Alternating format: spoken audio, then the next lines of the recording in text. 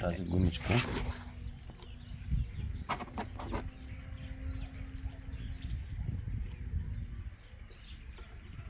Това е гумичка с филтърче.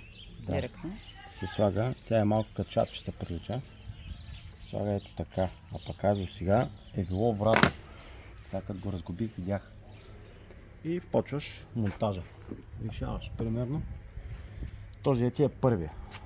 Тъй като има гума и монтажа е супер елементарен. Ето. Малко затягаш.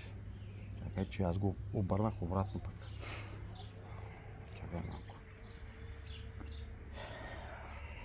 Така.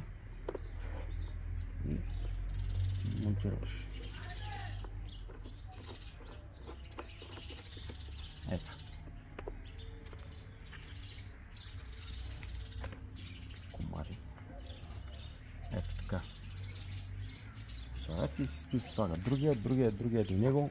Този пример ето тук.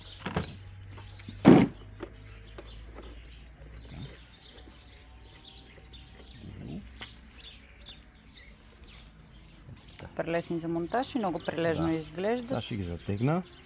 Ще сложа другите два. Ще направим часа да е еднакъв за четирите, защото това е много важно. По-скоро не е важно въобще, ама защото те се работят през определено време. Ще има почивка за помпата, която ще е около 30 минути на кръг. Така че ще коригираме всичко горе-долу да е еднакво.